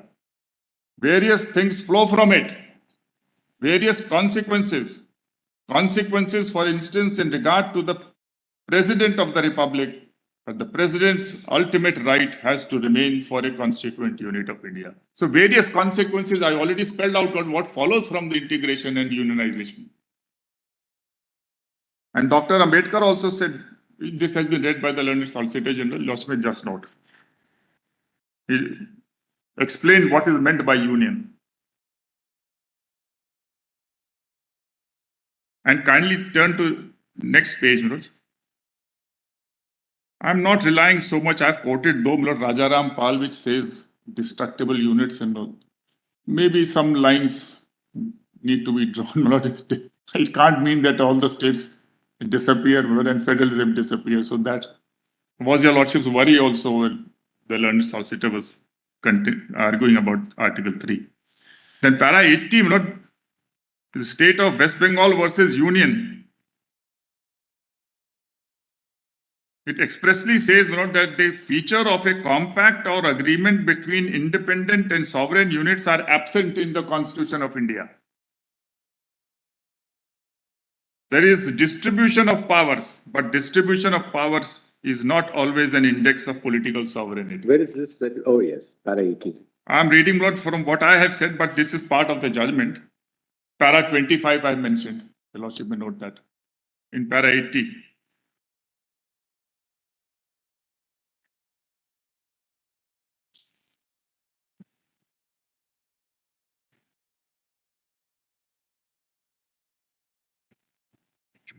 Then kindly have notes paragraph 51, going back a little.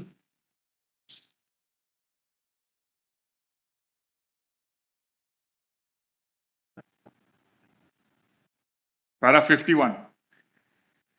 That is PDF 293. Same written submission.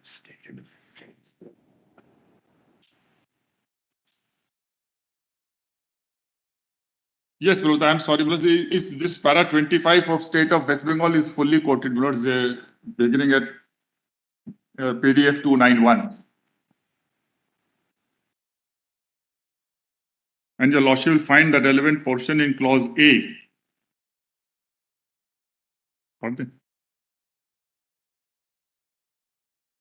Kindly come to PDF 292.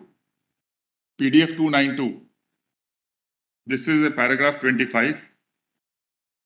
From fourth line, the result was a constitution which was not true to any tradition pattern of federation, there is no warrant for the assumption that the provinces were sovereign, autonomous units which had parted with such power as they considered reasonable or proper for enabling the central. Where? Page 291, PDF page PDF 292. 291 it starts.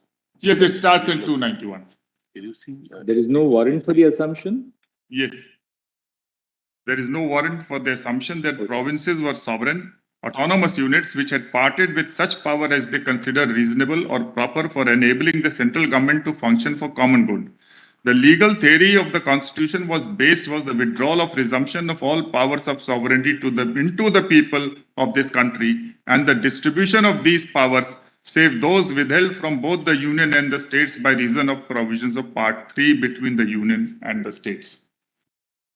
A truly federal form of government envisages a compact or agreement between the independent and sovereign states to surrender partially their authority in their common interest and vesting it in the union and retaining the residue of the authority in the constituent units. Ordinarily, each constituent unit has its separate constitution by which it is governed in all matters except those surrendered to the union. And the constitution of the union primarily operates upon the administration of the units. Our constitution was not the result of such compact or agreement. Units constituting a unitary state which are non-sovereign were transformed by abdication of power into a union.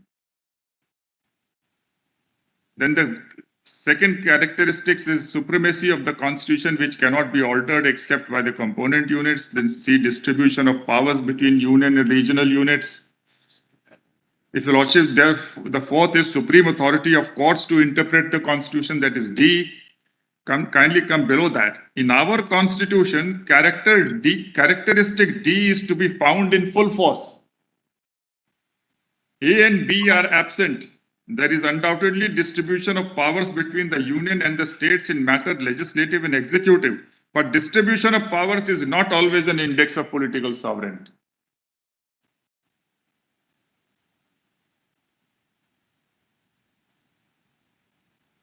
So this theory, which bilateralism, compact and all this,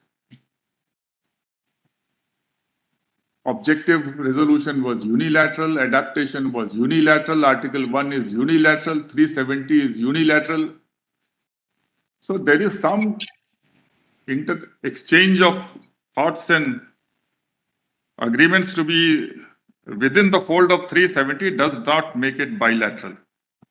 So bilateralism need not be introduced in 373. Kindly have para 51 next page. Even in a pre-constitution setting in Pramod Chandra Dev versus State of Odisha, para 17, a constitution bench of this court held that sovereignty of erstwhile ruler ends with cession of territory. And when this court said some sovereignty is retained after the execution of IOs, that was a passing reference as sovereignty was being discussed in the light of an old grant of land by ruler to son. Such grant would amount to law which was continued post 1948. So the rights under the said grant were recognized by the new sovereign power. And Indri Beruvari also takes the same view in para 31, which I had already read. So cession of territory is a very vital and Article 1 therefore declares the end of, and if any doubts remain, that's the last nail in the coffin of sovereignty. And it is surprising, Lord, that my friends on the right, Lord, wedded to democracy are seeking permanence based on a crown which is long gone. The king is dead, long live the king.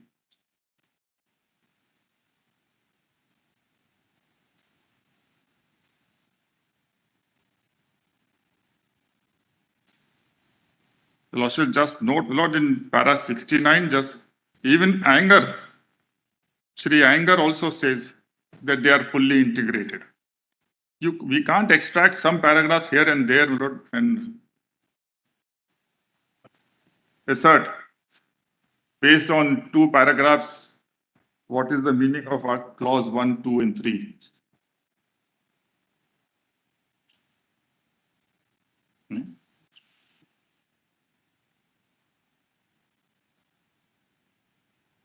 Page 26.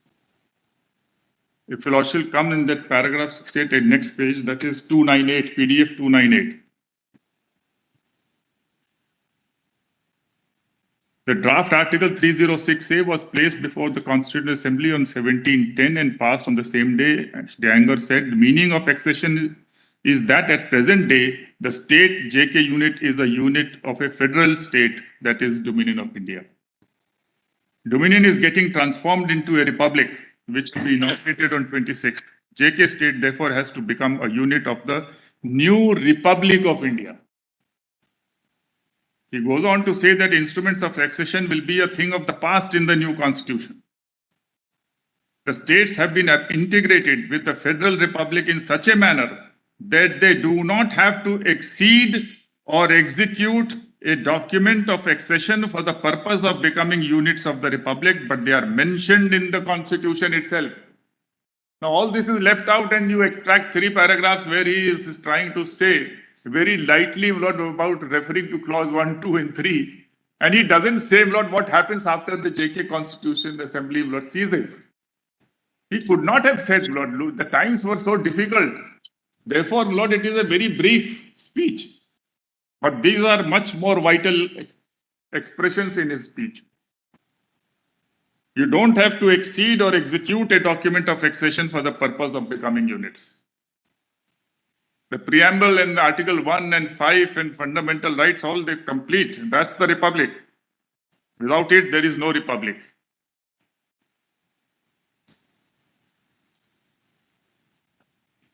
So, my lords, that's in my dispelled submission, my lord.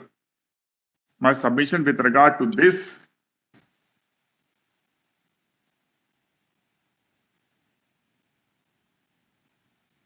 I don't wish to, my lord, add anything about 356, etc., my lord, except to say that, my lord, in Bommai's case, there are 2 observations with regard to the width of this suspending power.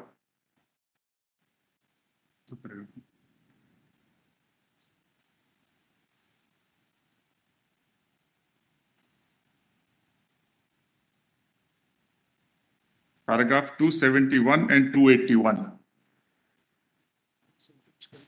I'll give it in a piece of paper, my lords, the paragraphs without detaining your lordships.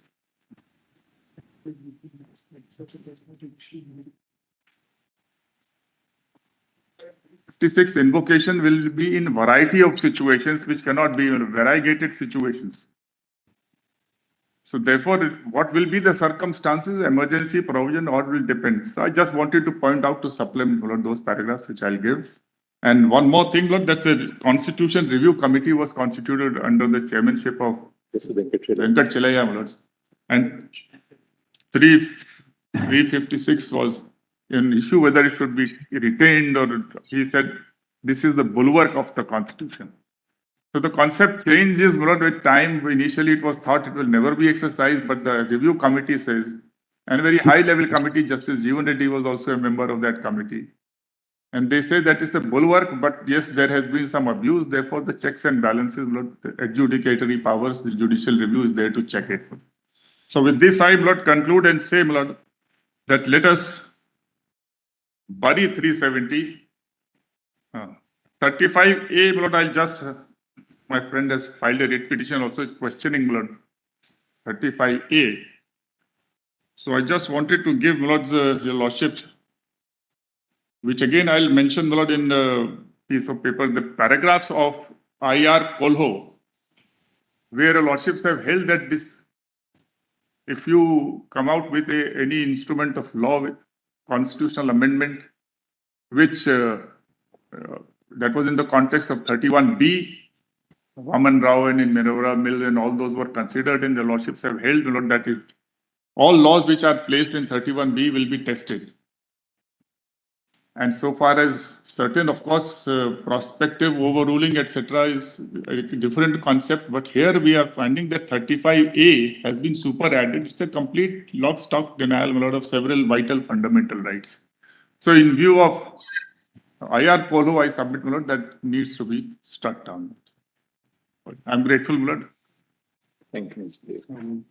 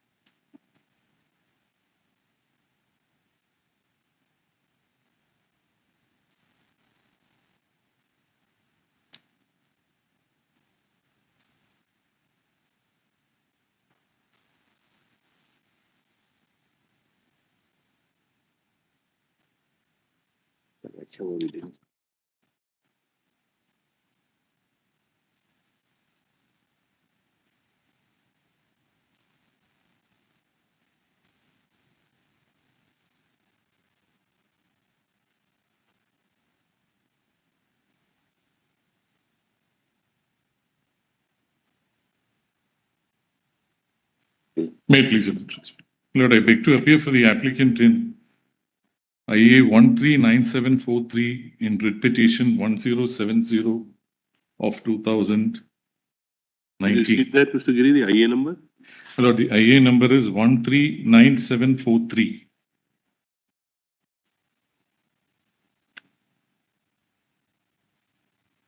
Lord, the All India Kashmiri Samaj In in petition number 1070 of 2019. IA is filed which year? Lord, the IA is 139743 of 2023. 23. In writ petition number 1070 of 2019.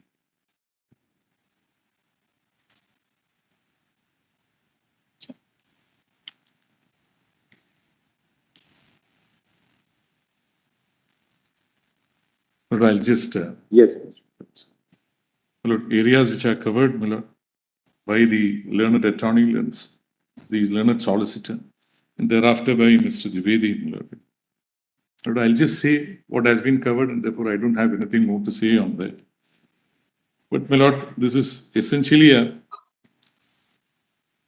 my Lord, it's stressing on certain aspects, my Lord, which I think will be of assistance in making out a case before your Lordships.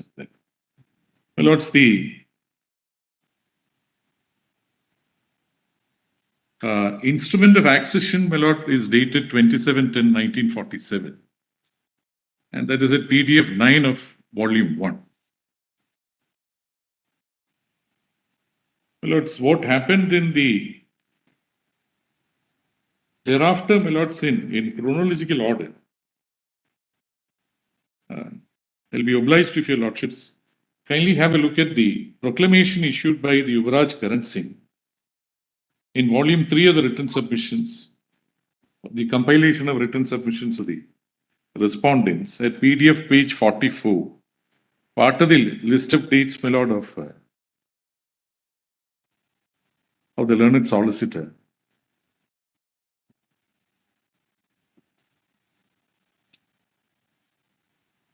Page 44. Of volume? My Lord, of Volume 3, the same volume which was being referred to by.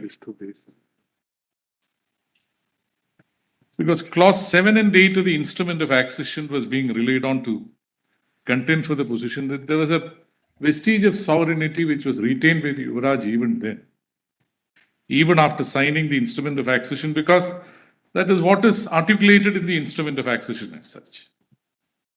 My Lord, on 25/11/1949, the draft constitution was ready.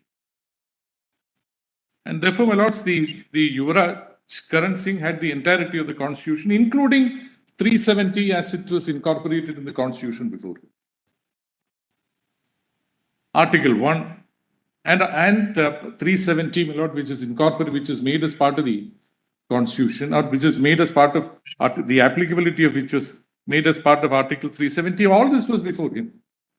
And therefore, my Lord, on 25/11/1949, if your Lordships have a look at PDF 44, Yuvraj Karan Singh issued my Lord, I'm reading from the solicitor's list of dates, issued a proclamation for the state of Jammu and Kashmir by which he declared and directed that the Constitution of India shortly to be adopted by the Constituent Assembly of India. So, Giri, you are at PDF page 54. No, PDF page 44. 44. 44. Written submissions, Volume 3. My Lord, Yes, part of the list thanks. of dates that was placed before your Lordships by the learned solicitor. My Lord, the document is also included, but I thought this is easier, my Lord, because your Lordships will have to keep referring to it again and again. The said proclamation is both worth quoting in full. Sorry. Yes, I get it. Yes.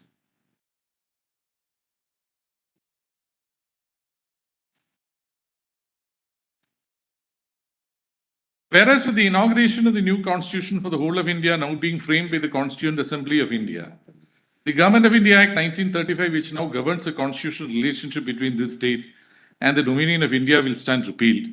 And whereas in the best interests of this state, which is closely linked with the rest of India by a community of interest in the economic, political, and other fields, it is desirable that the constitutional relationship established between the state and the dominion of India should be continued as between the state and the contemplated Union of India, and the Constitution of India as drafted by the Constituent Assembly of India, which includes duly appointed representatives of this state, provides a suitable basis for doing so. I now hereby declare and direct that the Constitution of India, shortly to be adopted by the Constituent Assembly of India, shall, insofar as it is applicable to the state of Jammu and Kashmir, govern the constitutional relationship between this state and the contemplated Union of India, and shall be enforced in this state by me, my heirs and successors, in accordance with the tenor of its provisions, that the provisions of the said Constitution shall, as from the date of its commencement, supersede and abrogate all of the constitutional provisions inconsistent therewith which are at present in force in the state. So, my lords, therefore, it was understood that on the enforcement of the Constitution of India, my lord, which took place on 26/1/1950, there is no residuary sovereignty that is retained, my lord, by the Yuvaraj in the state of Jammu and Kashmir.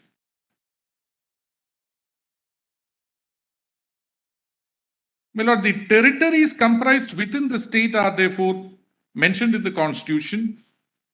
It is treated as a Part B state. The provisions of the Constitution are made applicable to the Union of India, including the state of Jammu and Kashmir, with effect from the date of enforcement, that is, my lord, on 26/1/1950, when the Constitution commences.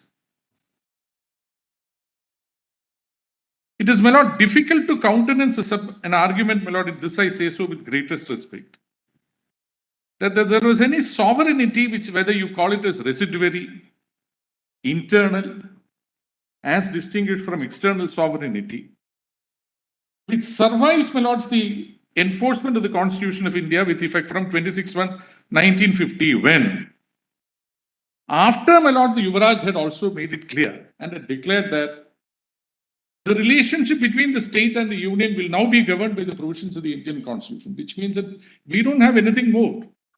We are governed by the Constitution of India. We have also looked into it. There were 4 representatives from the state of Jammu and Kashmir earlier in the Constituent Assembly. We have gone through each clause, and we have ultimately looked at 370 also, which is an integral part of the Constitution, which is also a part of the Constitution. And we have therefore decided that we will abide by this. Now, my lords, the question of if this is the integration, therefore becomes complete, my lord, on enforcement of the Constitution, there is nothing residuary about it. Now, if your lordships kindly have a look at, my lord, I'm sorry, but then to make my submission, my lord, on the question of, my lord, what therefore survives under 3, what therefore survives, my lord, will also have to be looked into in Article 370 and 373, and there is nothing more, my lord, which can be read into it. There is nothing in the Constitution of India, my lord, which carves out an exception in the case of state of Jammu and Kashmir, both as regards the sovereignty, any sovereignty, other than, my lord, Article 370 itself. And 370, in my respectful submission, does not indicate that there is any residuary sovereignty that is left with the state of Jammu and Kashmir. It becomes a part of the Union of India. My lord, the enforcement of Article 370 also, and powers exercised by the President from time to time in issuing a constitutional order, is also an exercise of a power that is conferred, my lord, under the Constitution of India. It is nowhere else. President doesn't go outside the bounds of the Constitution. And therefore, my lord, if abrogation of 370, which would result, my lord, in the effacement of any special status that is given to the state of Jammu and Kashmir, is inbuilt into Article 370, and it is also within the knowledge of, my lord, the sovereign in the state of Jammu and Kashmir, my lord, prior to the enforcement of the Constitution, to say that I still retain some residuary sovereignty with me in spite of the enforcement of the Constitution after 26/1/1950, not reflected in Article 370, not reflected in any other provision of the Constitution of India, my lord, is not a submission that would be countenanced by your lordships. But what are the petitioners asking for? Petitioners, my lord, say that 370, which is a temporary provision, must be treated as a permanent part of the Constitution. What for? If, my lords, is it for the purpose of, my lord, claiming for expansion of any right? Apparently not. No, my lord, because once the 370 goes, and, my lord, Jammu and Kashmir, my lord, therefore, the integration is complete even when the enforcement of the Constitution takes place. My lord, the insignia of any sovereignty is a lawmaking power. One of the insignia is a lawmaking power. That's, my lord, the lawmaking power, my lord, has been with the union and with the states, my lord, in list 2 and list 3 also. Unless, my lord, the parliament by resort to the provisions, my lord, of lawmaking power in the list 3 also supersedes the legislation that is prevailing in the state. If, my lord, it completely therefore applies after Article 370 is abrogated, isn't there an expansion of the right, my lord, that is available to any person who says that I am a resident in the state of Jammu and Kashmir? I therefore belong to that state. I also belong to the Union of India. But therefore, my lord, what is the abridgment of the right, my lord, that the petitioners are really concerned about? No, my lords, insofar as abrogation of 370 is concerned, when the lordships would have noted that sub-article 3 was also therefore part of, my lord, in the manner in which it was framed even before 1950. I mean, on 26/1/1950, my lord, this is how it looked at. And that was at a point of time when the Constituent Assembly for the state was yet to be convened. It was convened later, my lord, in January 1951. Now, if your lordships kindly come to that for a moment. There are two places, my lord, where the Constituent Assembly for the state is referred to. Firstly, my lord, in sub-article 2, but please come to sub-article 3.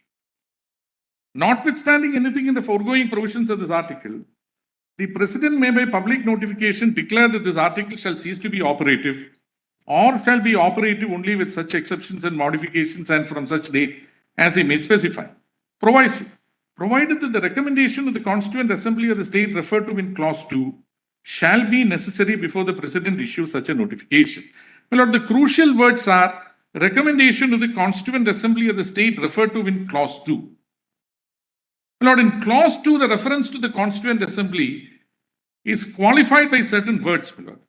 If the concurrence of the government of the state referred to in paragraph 2 of subclause B of clause 1 or in the second proviso to subclause D of that clause be given before the Constituent Assembly, my lord, please permit me to read it slowly. For the purpose of framing the constitution of the state is convened. Therefore, my lord, it was understood that a Constituent Assembly will be convened for the purpose of framing the Constitution of India, as originally contemplated in Article 370 itself. But this Constituent Assembly is only for the purpose of framing the Constitution of the state. And, my lord, it is a fact which is accomplished that on framing the Constitution for the state, my lord, it dissolved itself. That it will be convened for a specific purpose and that it will dissolve itself were also matters within the knowledge of the framers of the Constitution even then.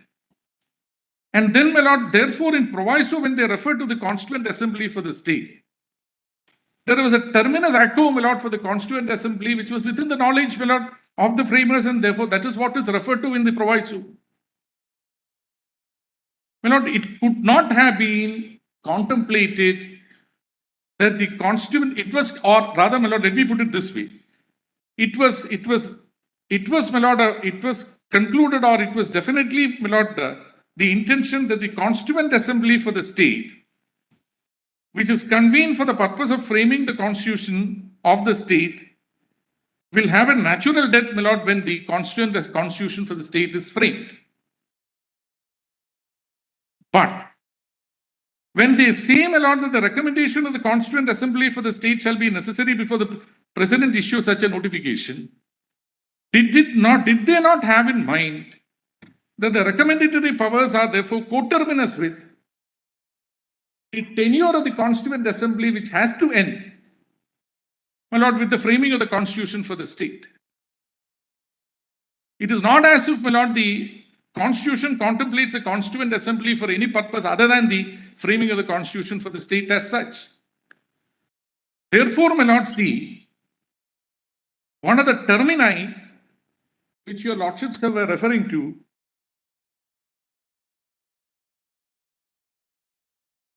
there are two terminus echo, my lord, insofar as the Constituent Assembly is concerned, going by sub-article 2 and the proviso. One is the convening of the Constituent Assembly, and the other is the dissolution of the Constituent Assembly. The proviso merely does not say Constituent Assembly of the state. It says Constituent Assembly of the state referred to in clause 2. Clause 2 says Constituent Assembly for the purpose of framing the Constitution. Therefore, the tenure of the Constituent Assembly is inbuilt, my lord, into sub-article 2 and the proviso as well. If therefore, my lord, the triggering factor, as per the proviso to Article 373, for the President to issue a public notification either abrogating it or, my lord, declaring that it will be operative only with such exceptions and modifications, is a recommendation of the Constituent Assembly of the state referred to in clause 2. It has to be inferred, in my respectful submission, that the triggering factor would be alive and operative only till such time as the Constituent Assembly is alive. And this is an inference, my lord, which I beg to infer and which I commend for your lordship's acceptance, is inbuilt into sub-article 2 and the proviso. That's why, my lord, the crucial words Constituent Assembly of the state referred to in clause 2 need not have been that way. But when sub-article 2 says before the Constituent Assembly for the purpose of framing the Constitution of India, therefore, my lord, even originally it was contemplated that this Constituent Assembly for the state will have no function other than, my lord, or will be functus officio once the Constituent Assembly of the Constitution of the state is convened. That, my lord, it's a historically recognized fact that it actually dissolved itself in 1957 itself. But that's a different matter. But the point is, my lord, for the purpose of the proviso, the triggering factor, my lord, is contemplated as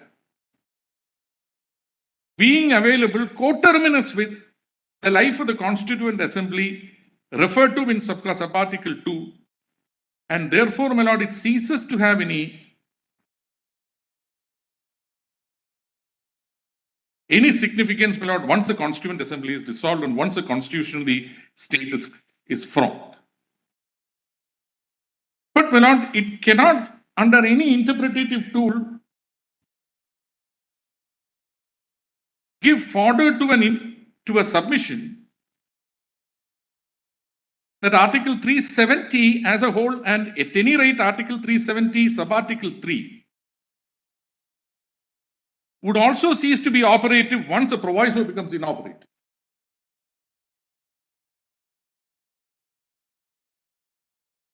My lord, ideally,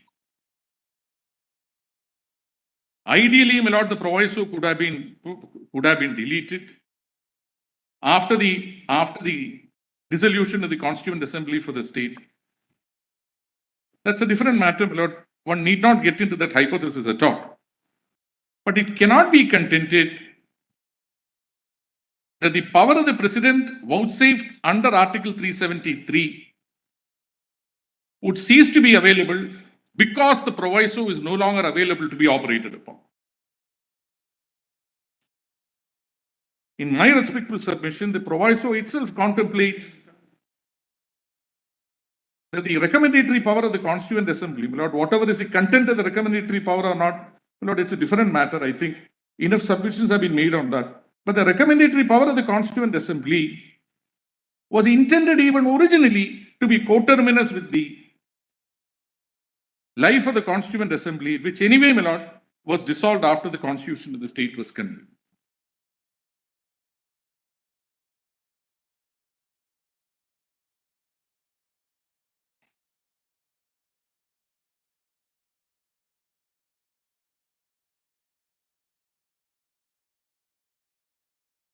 My lord, my written submissions are at pages 400 to 411, my lord, of volume 3. 401 to 411 of volume 3. 411 to 401 to 411. My lord, this aspect has been dealt with, my lord. I won't therefore take up more time of your lordships on this aspect.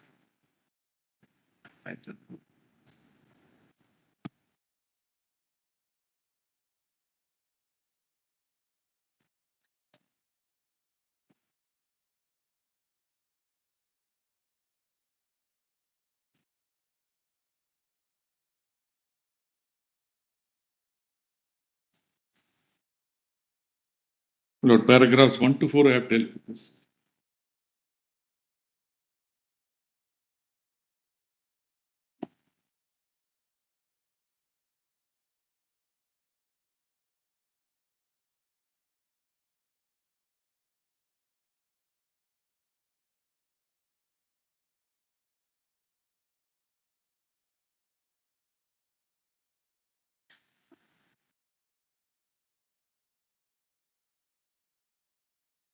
My lord, the next submission, my lord, would be on the aspect of federalism. Lord, there are two, my lord, papers, my lord, which your lordships may kindly have a look at, juxtaposed with each other. My lord, one is the opening remarks of Dr. Ambedkar, my lord, which your lordships will find in volume 8 of the compilation of documents.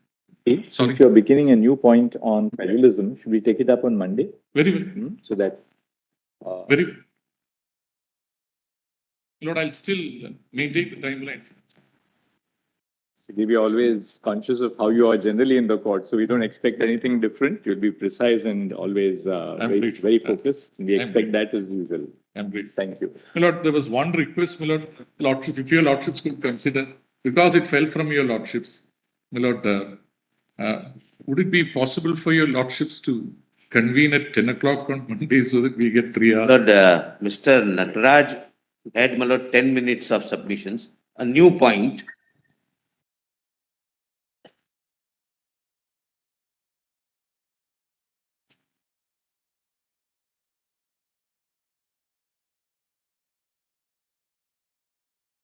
There's circumstance for today, and we have given you full half day now. Very good. You've Lord, got a half day more. no, Mr. Nataraj would like to have 10 minutes. And two other Lord, people who will, I know your lordships would not. We'll come back. Then All Mr. young, not so young can divide the time period between 10:30 to 1. 10:31. At the same time, I know that everybody has worked very hard. We wouldn't want to Therefore, my lord, deprive some even at of least them 5 have- minutes of time. Lord, to some the- of them have worked since 10 years. Let them have, my lord, their day in the court, my lord, maybe for some time. I'm sure that the seniors who precede them will give them some time so that they have that No, time. we'll do that. Certainly. For example, Mr. Tanwani is also a research scholar. Who?